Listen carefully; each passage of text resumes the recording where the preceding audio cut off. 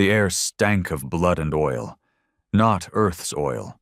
No, the synthetic fuel that powered the Exalor machines, thick and bitter with a tang that stuck to the back of your throat. Sergeant Blake Riker crouched behind a collapsed corridor wall, cradling a smoking rifle that was 2 shots from overheating. The station had gone silent 3 minutes ago, which meant the last of his squad was either dead or dying.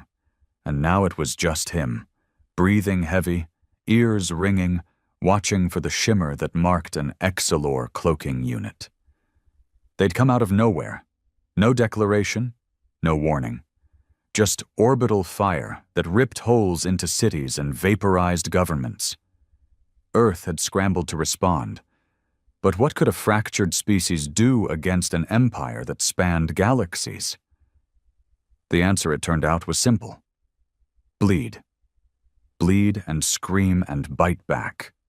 Blake hadn't planned to be a symbol. He wasn't a commander, wasn't a tactician. He fixed comm units and shot straight. But when the Exalor slaughtered his brothers in arms like they were vermin, when they laughed in that clicking dialect and tore his friend Mason's jaw clean off, it flipped something in him. Something primal. Something that didn't give a damn about odds or alien superiority. He'd stolen their tech. He learned how their cloaking worked, how their shields cycled every 12 seconds, even how their elite warriors felt pain, intense, paralyzing pain when their spine joints were targeted. And one by one he picked them off. Not cleanly, not honorably, but efficiently. Tonight, though, something had changed. Command had gone dark, and this Exalor vessel, deep in Earth's orbit, wasn't part of a standard assault unit. No, this was something else. Bigger, more dangerous. The walls hummed with life. The tech was newer, sleeker, and whatever they were hiding in the central chamber, it wasn't meant for humans to see. But Blake had seen it, or rather, heard it. As he crawled past a vent shaft 2 hours ago, he caught pieces of their language, filtered and translated through the cracked Exalor comm implant he'd embedded behind his ear. A weapon. No, not a weapon. Something worse. A reset device. A planetary purifier. They were going to erase Earth. Start over. Blake gritted his teeth. His body ached. His ribs were bruised, maybe fractured. His arm was burned where an Exalor plasma whip had nearly split his bicep in 2. But none of it mattered now. If he could get to that chamber, plant the last charge he had left, it wouldn't stop the Empire, but it would send a message, one they'd never forget. He moved silently, sliding under piping and dodging motion scanners. His breath was steady, his pulse controlled. He didn't have anything left to lose, not since Chicago fell, not since his sister's voice cut off mid-transmission. He pressed his back to a vent hatch, listening. The room beyond crackled with static. Alien voices clicked and buzzed. And then, silence. He kicked the panel open and rolled inside, rifle aimed, finger on the trigger. 5 Exalor stared at him. They didn't raise weapons. They didn't scream. They just laughed. And one of them, taller, heavier armored, eyes like polished obsidian, stepped forward. "You speak our tongue," it said, voice distorted but clear through the implant. Blake didn't blink. "I do. You are alone, dying. I've been dying since your ships showed up. You came to destroy our purifier. You were too late." Blake smiled, slow and dangerous. "Number I came to give you an answer." He pulled a trigger, not on his rifle, but the detonator in his palm. The room exploded, not with fire, not with smoke, but with EMP, pure, ripping static that shut down every system, including the one powering the purifier. As alarms blared and Exalor scrambled, Blake limped to the core. He placed the real charge, old Earth tech, unstable but lethal. He stared into the mainframe's cold blue light and muttered, "You want war? You got it."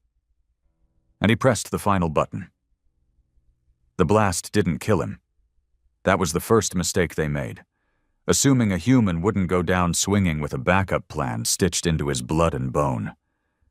Blake Riker hit the ground hard when the charge went off, the pressure knocking the air from his lungs like a steel punch to the chest. For a moment, everything blurred. Light, pain, gravity twisting sideways. And then it snapped back. Fire burned in his throat. His skin stung with static, every hair on his body standing like live wires, but he was alive. More importantly, they weren't. The purifier's core had gone dark. No hum, no resonance, just silence. And silence meant failure on their part. He forced himself up, coughing through the smoke. 3 Excelor lay slumped nearby, twitching. The EMP had fried their internal symbiotics. Whatever nanotech they relied on to regulate pain, to heal, to fight, it was dead. Blake walked up to one of them, its armor cracked from the blast, and stared into its glossy black eyes. "Still breathing?" he muttered. The Excelor gurgled something in its native tongue, probably a curse. Blake didn't care. He raised his boot and crushed its throat. Efficient, brutal, no hesitation.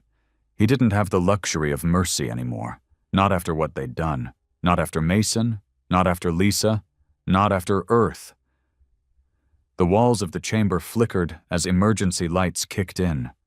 Red, stuttering beams that made everything look soaked in blood. He knew it was only a matter of time before reinforcements arrived. This wasn't a raiding party. This ship was a node in their empire's spinal cord. If Blake had managed to shut down even a part of that system, they'd respond. Fast, with force, and he wasn't ready to die. Not yet. He pulled a blade from one of the fallen Excelor, curved, made of some obsidian-like metal that vibrated faintly when touched. Their weapons were personal, crafted to their biology. Holding one felt wrong, like gripping a serpent's fang. But he needed something quiet now, something that didn't overheat or scream in plasma bursts. He moved fast, navigating through the smoking corridors, his boots crunching broken panels and charred bone. The ship was bigger than any Earthborn design. Vaulted ceilings, endless halls, strange architecture that ignored symmetry. Alien minds didn't think like humans. They built in loops and organic shapes. Blake had memorized some of it from stolen schematics, but most of this he was winging, and winging had kept him alive so far. He tapped his comm unit, praying it still functioned.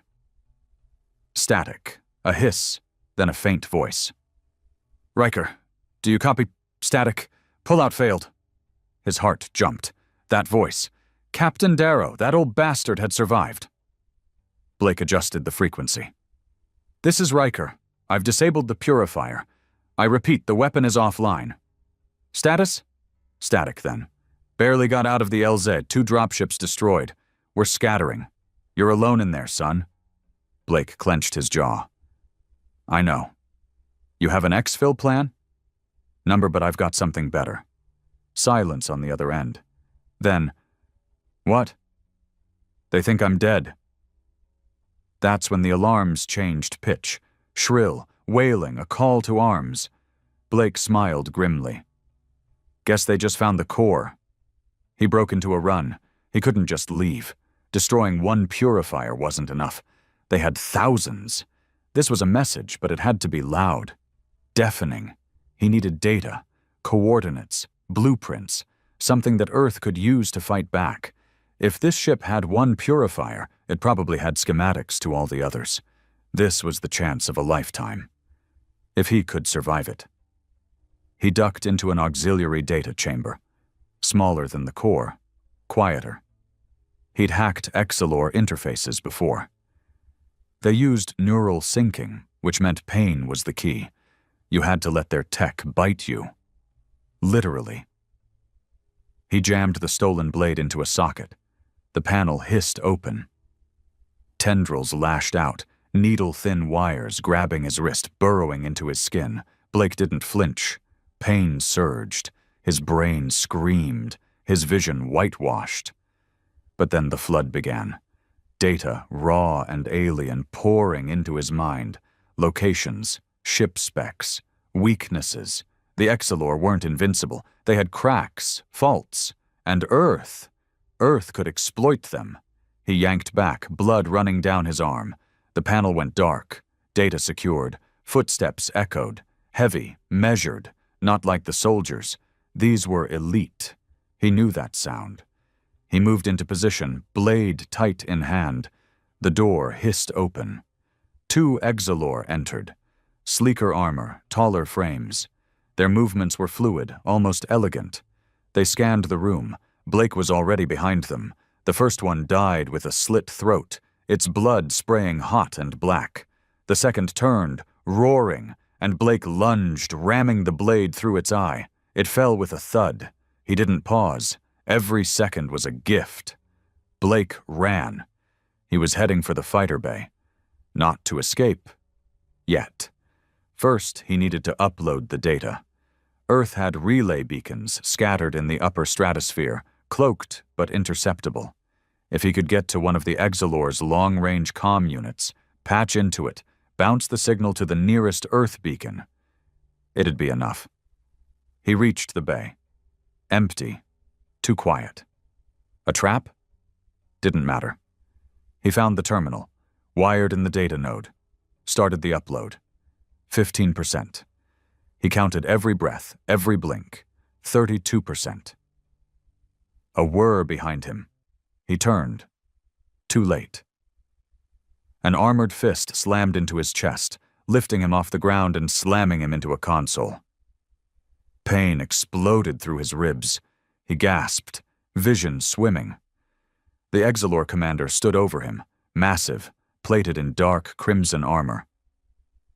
"You are persistent," it said. Blake spat blood. "You started this war. I'm just replying. You are alone. One human. Funny. You keep saying that like it matters." The Exilor tilted its head. "You cannot stop the Empire." Blake grinned, teeth stained red. "I don't need to stop it. I just need to slow it down, so the rest of us can catch up." 75%. The commander lunged. Blake rolled, grabbing the fallen blade. The fight was fast, brutal. Metal clanged, flesh tore. Blake was faster, but weaker, hurt. Every strike cost him more than he could afford. 90%. The commander roared, smashing the console. Too late. Upload complete. Blake pressed the emergency eject button. The node shot into orbit, seeking the Earth beacon. He turned to face the commander, coughing. Blood leaked from his mouth, his side. "You've already lost," Blake said. The Exilor raised a blade, and Blake laughed. Cold, defiant. "You want war?" he whispered. And then he pulled the last pin on the last charge tucked into his belt. The bay erupted in fire. Pain. It came first, sharp, immediate, real. Then heat, searing everywhere like he was lying in the sun's mouth. Blake Riker woke to a metallic groan above his head and the thick, choking scent of scorched polymer. Every muscle screamed. His ears were ringing so loud they muffled his thoughts. But he was breathing. He was still breathing. He opened his eyes slowly. One of them wouldn't fully cooperate, swollen shut. The other blinked into a haze of black smoke and shifting light. He lay beneath a twisted slab of debris, part of the bay ceiling that had collapsed during the blast. Somehow, it had fallen at just the right angle to shield him from the worst of the explosion. Or maybe the universe wasn't done using him yet. Either way, he was still alive. Blake rolled to his side, gritting his teeth so hard his jaw felt like it might snap. Everything hurt. His side was wet. He didn't have to look to know it was blood. His left arm throbbed with a dull, deep ache. Broken? Maybe. Didn't matter. He had one working arm, one working eye, and his legs still moved. That was all he needed. He crawled out from under the wreckage. The fighter bay was unrecognizable. Fire danced along the walls. Shattered glass and alien steel littered the floor like the remains of some mechanical beast. Smoke rose from the far end, where the fighter launch tubes had been. Nothing was launching from here now. And the Excelor commander? Gone. Blown to hell, or at least crippled enough to not matter anymore. Blake hoped it had been close enough to feel the heat of that charge as it went off. He hoped it had seen Blake's face in those final seconds, but he didn't waste time wondering. He limped to the bay's access terminal, only half expecting it to respond. The screen flickered, glitching through Excelor symbols, then stabilized. He tapped into the internal schematics. A miracle. The data upload had finished. The node was gone. Out in orbit. If Earth's relay caught it, then everything he fought for, bled for, was worth it. But now came the hard part. Getting out. This ship was going down. He could feel it. The tremors. The structural groans. The secondary explosions firing off in the distance. He'd done more damage than he thought, and that made him smile through the blood and ash. He needed a way out. Most of the escape pods were torched. The fighter tubes were slag. But the Excelor had auxiliary drop shuttles, smaller, used for surface incursions and boarding operations. One of those, if still operational, could punch through the debris field and slip him out into orbit. From there, maybe, just maybe, he could drift toward an Earth craft, or a beacon, or even just die in space instead of a burning alien tomb. He pulled himself towards the shuttle bay. Each hallway was a new hell. Fires burned unchecked. Walls bent inwards like the ship was folding under its own guilt.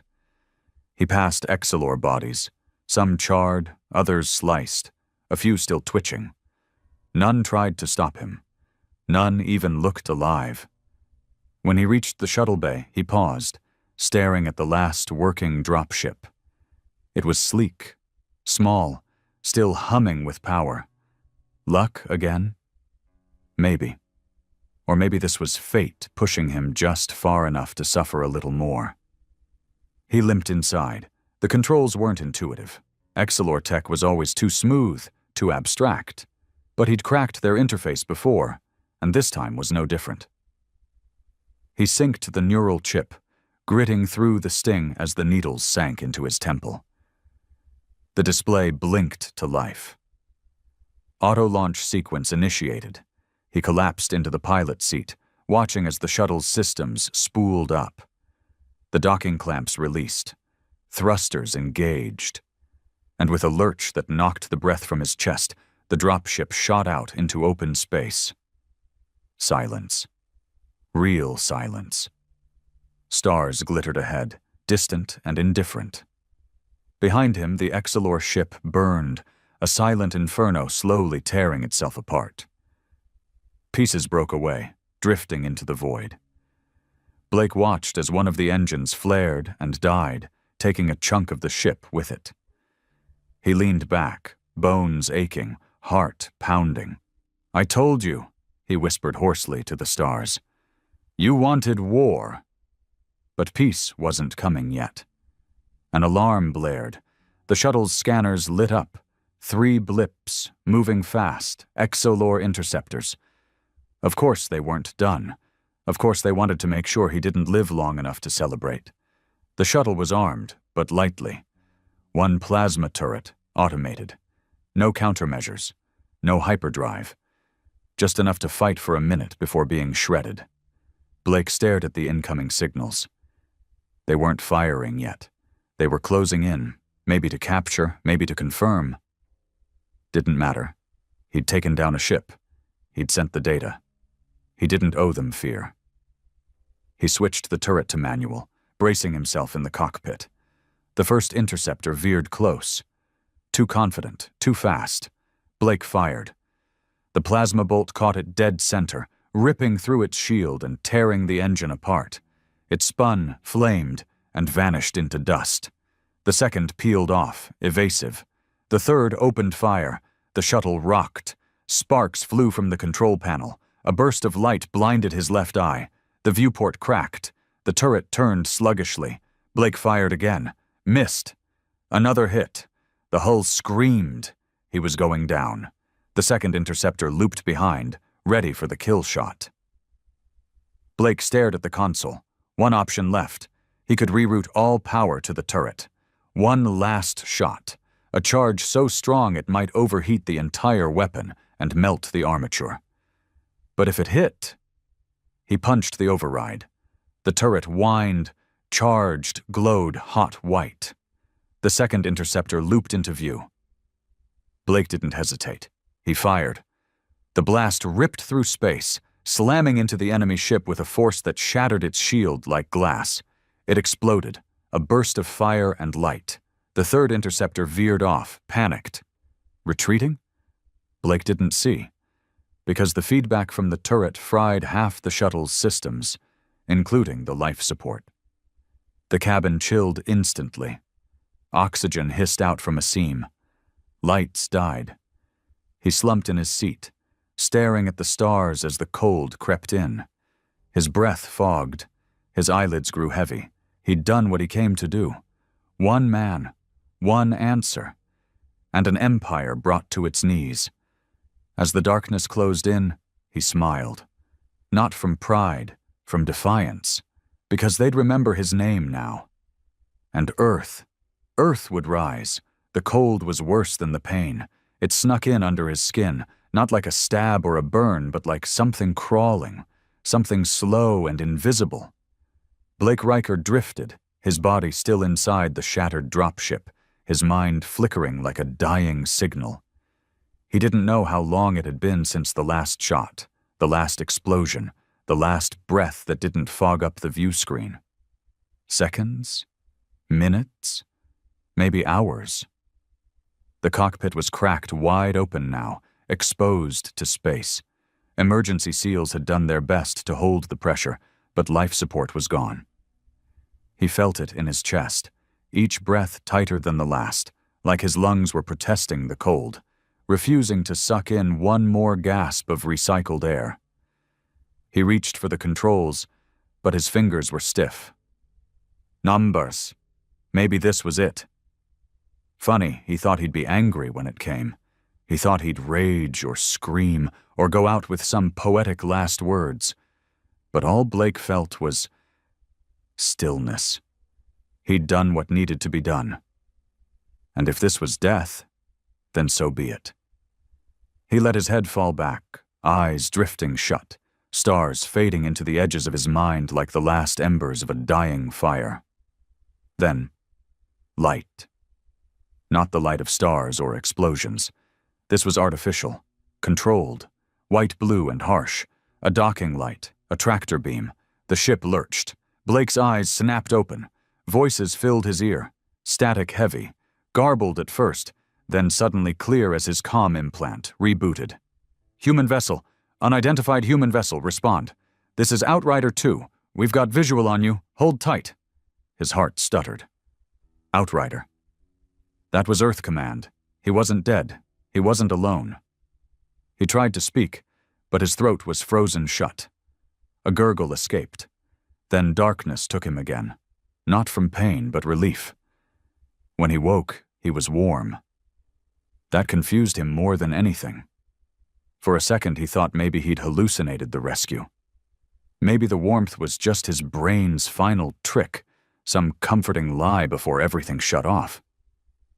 But then he heard the hum of familiar machinery, smelled sterilized air, felt the stiffness of medical bandages wrapped around his ribs. He opened his eyes. Earth steel above him, gray, scratched, military grade. And a face, rough, scarred, human, looking down at him. Holy hell, the man said, grinning like he'd seen a ghost. You're awake. Blake tried to sit up. Easy, the man said, gently pushing him back down. You've been out for 2 days. We pulled you from that wreck floating just past lunar orbit. Oxygen was at 5%. I don't know how the hell you made it. Blake licked dry lips. His voice came out broken. Where? Earth orbit. The Outrider fleet. What's left of it, anyway. We've been running ops since the attack. Skirmishes mostly, keeping them from landing more troops. Blake's head spun. How long? Since I sent the node. About 72 hours. We got it, every byte. The Exilor schematics, the Purifier blueprints, command hierarchies, fleet routes, all of it. You saved us, Riker. Blake blinked slowly. He didn't feel like a hero. He felt like meat, used, bruised, barely stitched together. But hearing that the data made it real. Status? He croaked. Earth? The man's smile faded. It's bad. Global comms are fragmented. Most major cities are gone. We've retaken a few zones, but it's a war now, not just an invasion. Blake closed his eyes. They'd lost so much, but now they had something. Hope. He spent the next week in recovery. Every hour was a fight between his body's need to rest and his mind's refusal to stay still. He watched feeds, broken as they were, from ground forces and orbital skirmishes. Humans were dying by the thousands, but they were fighting harder than ever. And the data Blake had stolen? It changed everything. Within days of decrypting the core schematics, Earth's engineers identified weaknesses in the Exilor armor. Tactical teams began exploiting blind spots in their orbital platforms.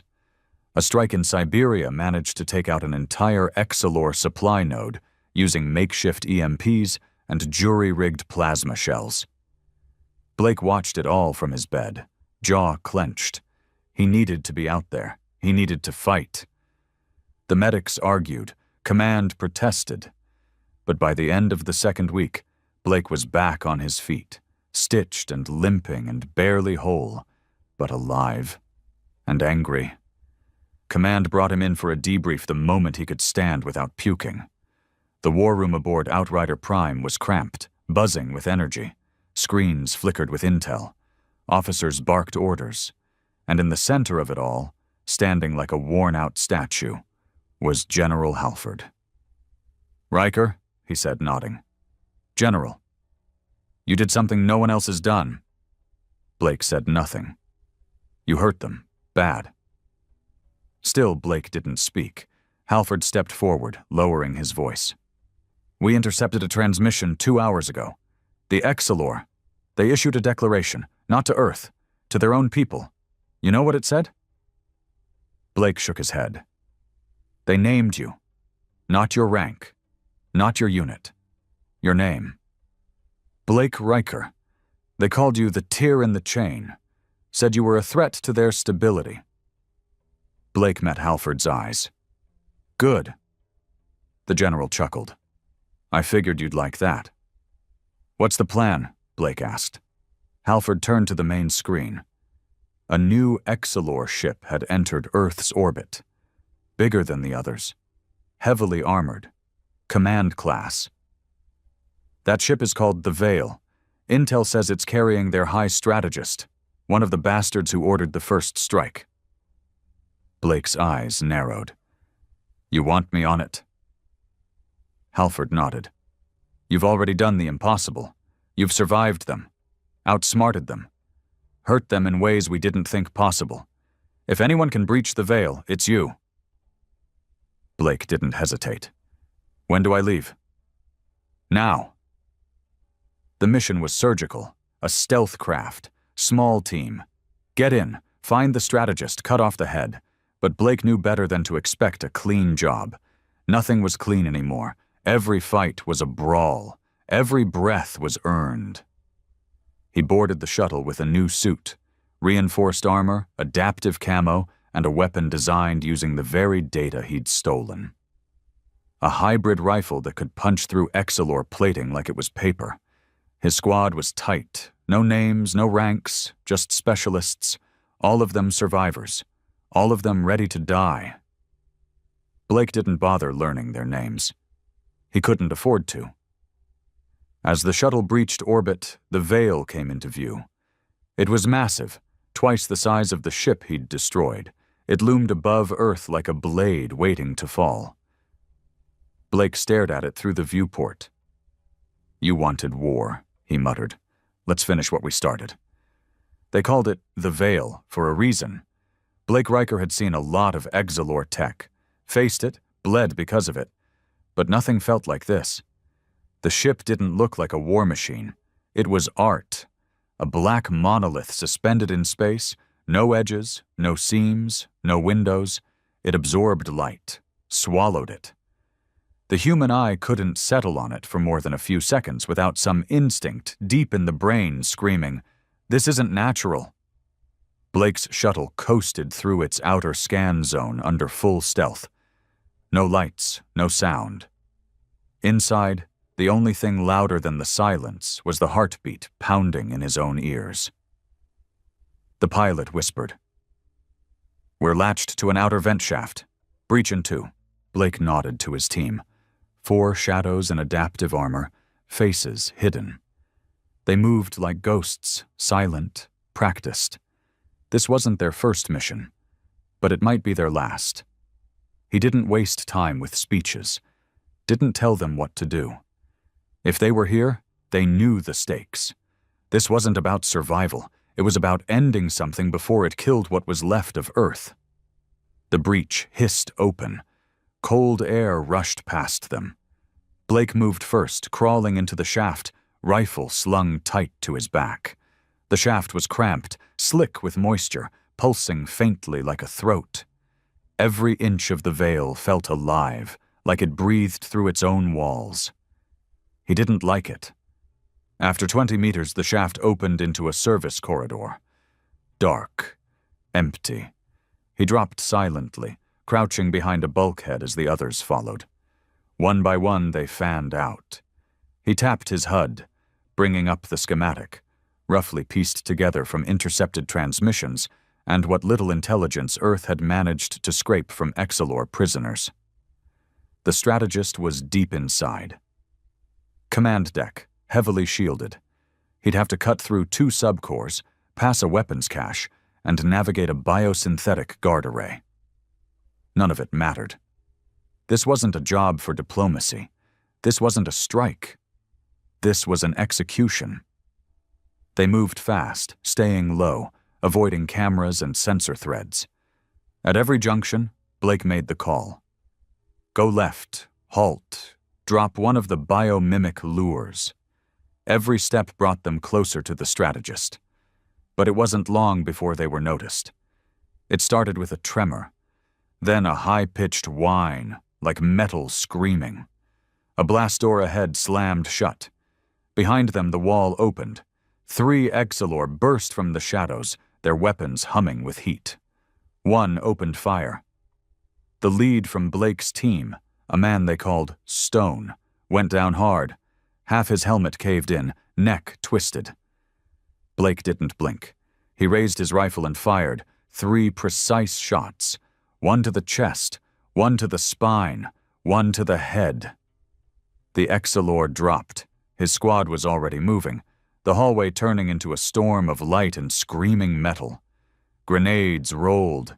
Plasma bolts scorched the walls. The air thickened with smoke and blood. Blake grabbed Stone's tags. Habit, maybe, or guilt. The others followed him through a vent chute, dropping into a lower level barely mapped on the schematic. This part of the ship was darker, older. The walls glistened with something that pulsed faintly blue, like veins. It wasn't just mechanical, it was alive. Movement right flank, one of the team whispered. Blake swung left, catching a figure darting behind a column. Not Exilor, smaller. Human. Number. Not quite. It turned. Half its face was bone. The other half, metal.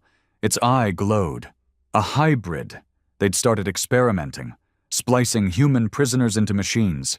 Blake had heard the rumors. Now he saw them. The hybrid charged. Blake stepped forward and shot it in the leg. It dropped, screaming, not in pain, but rage. Put it down, he said coldly. His teammate hesitated, just for a second, then did what needed doing. They moved on. By the time they reached the core shaft, only 3 remained. Blake, Wren, Cross. The rest were either dead or bleeding out in corridors that would soon melt under Exilor countermeasures. The shaft was vertical, 60 meters of climbing up through an open cylinder lined with light cables and energy coils. "We climb," Blake said. They didn't argue. Each meter burned. His muscles screamed. His ribs, never fully healed, pulled with every breath. But he climbed. Halfway up, an Exilor patrol spotted them. Blake didn't wait. He let go with one hand, swung his rifle, and fired upward. One Exilor fell. The others scattered. Wren lobbed a shock charge. Sparks rained down. They kept climbing. When they reached the top, the command deck door loomed. Blake didn't hesitate. He kicked it open. Inside was silence. And the strategist. Tall, pale, unarmored. It stood at the far end of a circular chamber surrounded by floating screens and humming glyphs. Its eyes were black voids, and it smiled as Blake entered. "You are the virus," it said in perfect English. "The flaw in our conquest." Blake stepped forward. "Number, I'm the cure to yours." The strategist laughed. "You think killing me will stop this?" "Number, I think killing you will make it hurt." The creature raised a hand. The floor shimmered. Dozens of hybrid units emerged, crawling from the walls, hissing. Wren fired first. The room exploded into chaos. Cross was ripped apart, dragged down under a swarm of claws. Blake and Wren fought back to back, shot after shot, blade after blade. Blake reached the strategist, breathing hard, soaked in sweat and blood. "You lose," he whispered. Then he raised his rifle and shot the creature point blank. Once, twice, 3 times. The strategist dropped, and everything went still. The hybrids froze. The ship groaned. A rupture echoed through the chamber. Self-destruct? Number something worse. A scream filled Blake's mind. Pure psychic agony. He dropped to his knees, clutching his head. The strategist twitched. Not dead, still alive. Wren shouted, "We need to go," but Blake didn't move. He crawled forward, gritting through the pain, and pressed the barrel of his rifle against the strategist's skull. "No more speeches," he growled. Then he pulled the trigger. This time, it didn't move. The pain stopped. Silence returned. Wren pulled him up. "We've got 30 seconds to evac." They ran, through fire, through falling debris, through corridors breaking apart. They reached the shaft, jumped into a fallback chute, slid down into chaos. Their evac shuttle docked to a maintenance ring. Half damaged, engines barely humming, they jumped inside. Blake collapsed in the back, blood leaking from his side. Wren piloted. The shuttle peeled away. Behind them, the veil cracked open. Its core burst in a silent bloom of white-blue flame. It died screaming, and Earth watched it burn. They didn't cheer when the veil exploded. There were no parades, no speeches, no blaring trumpets, just silence. The kind of silence that settles after something ancient dies. The kind that leaves a ringing in your ears and a question in your chest. What now? Blake Riker sat on the edge of a temporary hospital cot aboard Outrider Prime, the shuttle bay still smeared with fuel streaks and soot. He hadn't said a word since the explosion. Not during evac. Not during the slow approach back to the fleet. Not even when the medics pulled Wren's shattered helmet off her head and whispered that she wouldn't make it through the night. The strategist was dead. The veil was gone. But so was half his team, and a part of himself.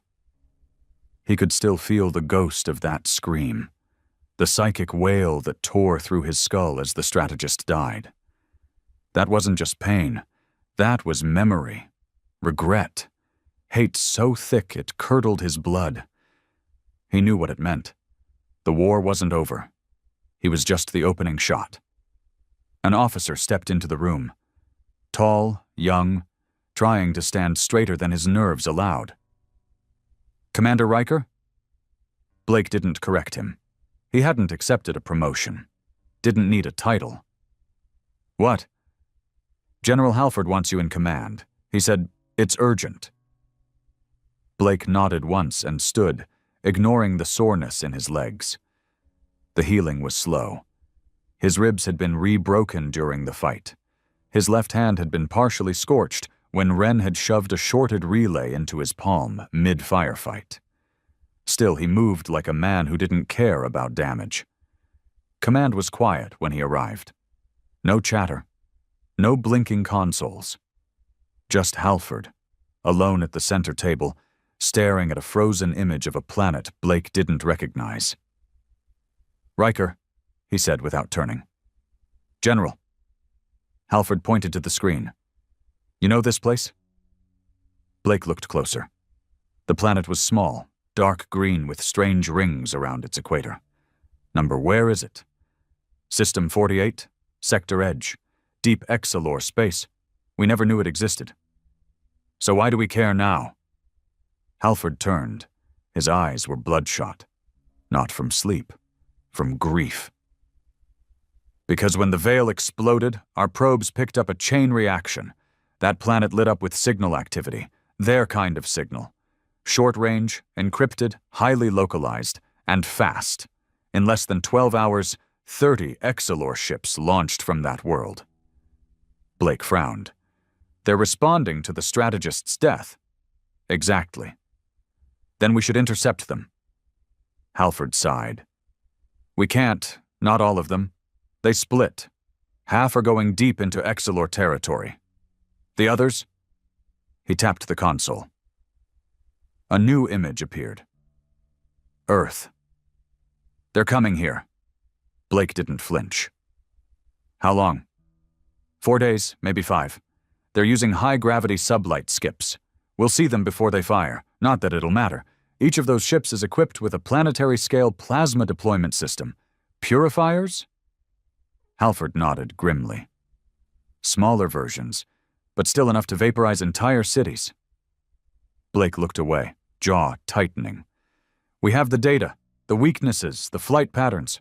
Why can't we stop them? We're trying. Every fleet asset we have is in orbit, but we're outnumbered, outgunned, and worst of all, out of time. Blake turned slowly. So what do you want me to do? The general tapped the console again. Another image appeared. A facility. Underground, remote, Arctic zone. What is that? It's called Project Grey Hand. Something your mission made possible. Blake narrowed his eyes. You said there were no weapons left. Halford shook his head. Not Earth weapons. It took him a second to understand. You're using Exalor tech. We're copying it, adapting it. Your data didn't just give us schematics, it gave us something else, something no one saw until the decryption was complete. Blake stepped closer. What? Their control keys. That stopped him. Their what? Halford leaned in. The Exalor operate on a hive-linked command system. Every unit, every soldier, every drone, they all respond to signal commands from their strategists. It's not full mind control, but close. Orders given at a neural frequency, bioresonant pulses. Blake's mind raced. So if we had a way to fake that, we could command them, Halford finished. Or at the very least, disrupt their hierarchy. Create confusion, turn them on each other. Blake stared at the image of the facility. You tested this? Once, on a captured scout ship. The drone turned its weapons on its own handler. We shut it down before it could broadcast the event to the rest. And now, we're building a broadcast array. It needs to go live within 3 days. Once it does, we'll have a shot at turning this war. Blake didn't ask why he was being told all this. He knew. Something went wrong, he said quietly. Halford nodded. There was a breach, not Exalor, internal. Someone on the inside sabotaged the link core. The data's corrupted. The neural codes are scrambled. Blake folded his arms. So you need someone to go in, fix it, and hold off whatever's coming. Halford met his eyes. You're the only one who understands the Exilor structure well enough. The only one who's seen their command patterns in action, and more than that, you trust me to finish it. The general didn't answer. He didn't need to. Blake looked back at the screen. A dark world, an angry fleet, and a weapon that might be Earth's last hope. I'll leave in an hour, Blake said. No, Halford said firmly. You'll leave now. The flight to Grey Hand was silent. No escort, no broadcast. Even their route was off satellite, slipping under Exilor tracking nets to stay invisible. Blake sat alone in the shuttle's rear compartment, staring at the floor, rifle across his lap. He didn't fear death. He feared failure. Grey Hand sat beneath a glacier. No visible entrance. Only the biometric seal opened for the transport. The moment Blake stepped out, the cold punched him like a hammer. Worse than space. Worse than the Exilor ship. But cleaner. He was met by a team of engineers. No names, just tags, lead, signal, fire. They guided him inside. The core chamber pulsed with energy. At its center, a crystalline structure unlike anything human-made. The stolen Exilor tech shimmered with raw potential, cables feeding into it from all angles. It's unstable, Led explained. The sabotage wasn't physical. Someone tampered with the resonance protocols. Now the signal loops endlessly without transmitting. Blake nodded. Show me the neural map. They pulled it up. He stared for a long time, then smiled. It's not broken, he said softly. What? It's learning. The others looked confused. Blake stepped closer. They didn't destroy it. They triggered a learning mode. It's trying to understand who's speaking. Once it learns, it'll listen. Fire frowned. But it doesn't know we're human. No, Blake said. But it knows me. He stepped into the chamber. The air crackled. The crystal pulsed. And Blake spoke, not with words, with thought, with memory. He showed it the strategist, the hybrids, the war, the scream. He showed it pain and purpose. And then he whispered, "Obey." The crystal flared. Then, silence. A green light blinked. Signal acquired. Target locked. The array was online. They had one chance. And Blake would be the voice. The first time Blake Riker issued a command, the world held its breath. Inside the broadcast chamber of Project Grey Hand, the silence was absolute. Engineers stood frozen at their stations, eyes locked on the crystalline core that shimmered with otherworldly light. Cables hissed with static as the captured Exilor signal wound itself around Earth's systems, threading through relay satellites and deep space amplifiers. Blake stood at the center, strapped into a harness of neural threads that wrapped his skull like a crown of thorns. His body was anchored, but his mind floated somewhere between instinct and madness. He didn't speak with his mouth. He spoke through thought, through emotion, through rage. Across the void, on the edge of the solar system, Exilor ships broke from hyperspeed, their plasma cores flaring with silent fury. 30 vessels, each equipped with purifiers, each aimed at Earth. And Blake reached for them like a man stretching through the abyss. He didn't expect it to work. Not entirely, but it did.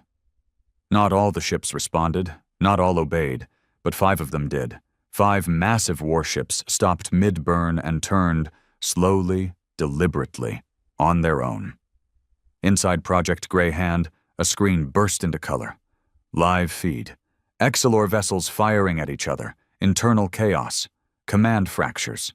Blake's breathing slowed. Sweat trickled down his spine. The system worked. It responded to him. Not just his thoughts, but his intent.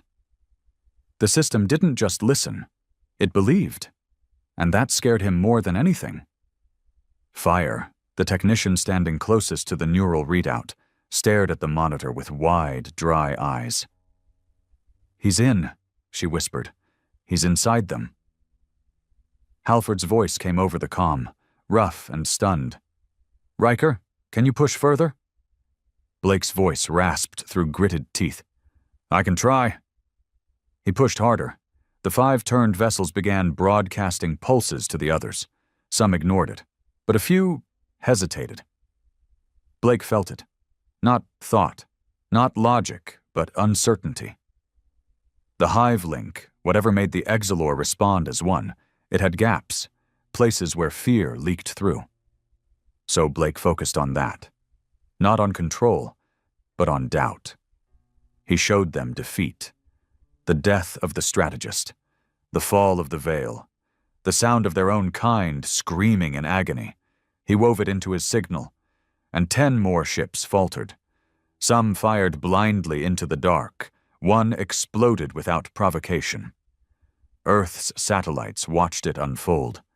The Exilor fleet, once a perfectly aligned sword of fire, now broke apart like glass struck at its weakest point. But it wasn't enough. 15 ships still moved forward. 15 vessels still burned for Earth. Blake's vision blurred. Blood seeped from his nose. "Too many," he gasped. "They're resisting." Halford's voice returned, harder now. "Can you stop them?" "I don't know, Blake's breath caught. His heart thundered. The system pushed back. It was never meant for human minds. His thoughts flickered. For a moment he was back on the Veil, dragging Wren's broken body through fire. Then he was on Earth, watching his sister's voice cut out over a broken comm. And then, nothing. A void. A voice inside his skull, not his own. "You are not strategist. You are anomaly." Blake gritted his teeth. "Number, I'm the correction." The voice snarled. "You are virus." And then he screamed, not aloud. Inside the system, he showed it Earth burning, then Earth fighting back. He showed it the broken streets of Manhattan, where children dug through rubble for water. He showed it Chicago, leveled to ash. He showed it the smile of Mason just before the Exilor snapped his spine. He didn't reason. He roared, and the signal cracked.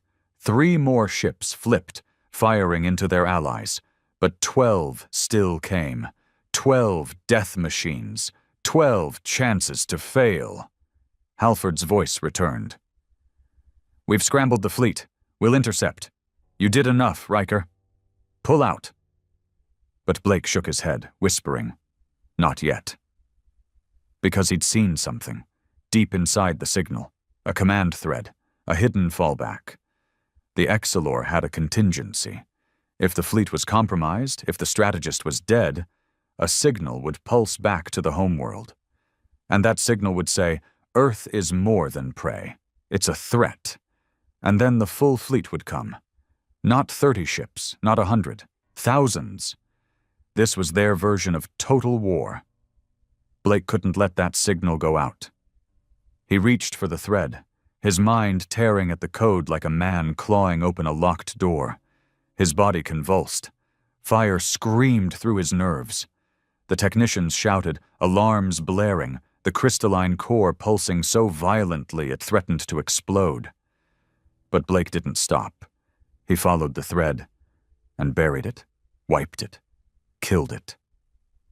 Inside his mind, the Exilor voice howled, traitor, defiler, unworthy. Blake smiled through the pain. Get used to it.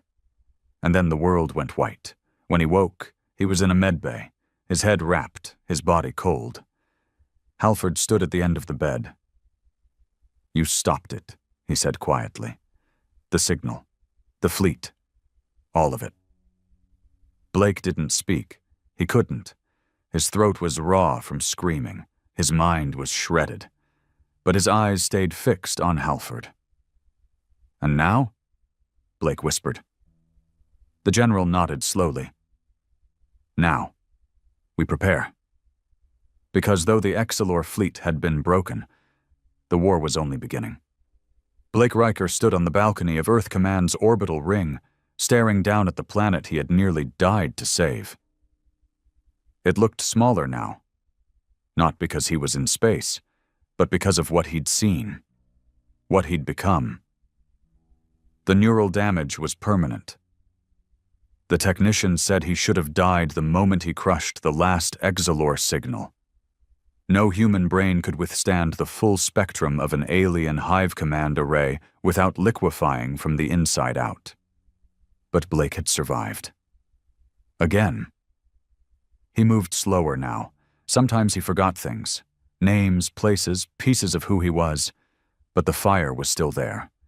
The purpose hadn't dulled. If anything, it had only grown sharper.